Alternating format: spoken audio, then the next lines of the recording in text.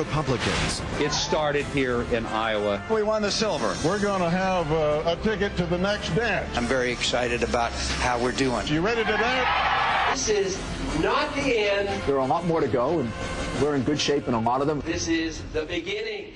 Very much, Diane, and we have been joined on the stage by the 6 leading Republican candidates for the Republican nomination for president, and I want to introduce them to you from left to right. The positions in which they sit were drawn by lot, and so let me introduce them from left to right. Senator John McCain from the state of Arizona. Former Senator Fred Thompson from Tennessee. Congressman Ron Paul from Texas. Former Governor Mitt Romney of Massachusetts. Former Governor Mike Huckabee from Arkansas. And former Mayor Rudy Giuliani from the city of New York. Congressman Paul, let me ask you, do you agree with the Bush doctrine, or would you change it? Well, I certainly agreed with his foreign policy that he ran on, and that we as Republicans won in the year 2000. You know, the humble foreign policy, no nation building, don't be the policeman of the world. And we were strongly critical of the policy of the Clinton administration that did the opposite, and we fell short. Of course, the excuse is that 9/11 changed everything. But the Bush doctrine of preemptive war is not a minor change. This is huge. This is the first time we as a nation accept as our policy that we start the wars. I don't understand this, and that all options are on the table to go after Iran. I mean, this is not necessary. These are third world nations. They're not capable.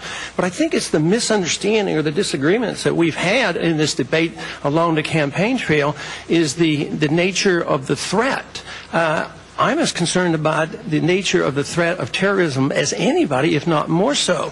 But they don't attack us because we're free and prosperous. And there are radicals in all elements, in all religions, that will resort to violence. But if we don't understand that the reaction is because we invade their countries, and occupy their countries, we have bases in their country, and we haven't done it just since 9/11, but we have done that a long time. I mean, it was the Air Force base in Saudi Arabia before 9/11 that was given as the excuse. If we don't understand that, we can't win this war against terrorism. Yeah. Let me try to explain so you can understand this better. Try to visualize how we would react if they did that to us. If a country, say China, came that great distance across the ocean, and they say, we want you to live like us. We want you to have our economic system. We want bases on your land. We want to protect our oil. Even if we do that with good intentions, even if the Chinese did that with good intentions, we would all be together and we'd be furious. Ron, you're reading their propaganda. You're reading their propaganda. What would you do? I'd read their writings. I'd read what they write to one another, and that's why when someone like Syed Qutb lays out the philosophy of radical jihadism and says we want to kill. And what you're saying, let me complete. There's always a radical element in almost all religions. They have to have an incentive. We give them that incentive.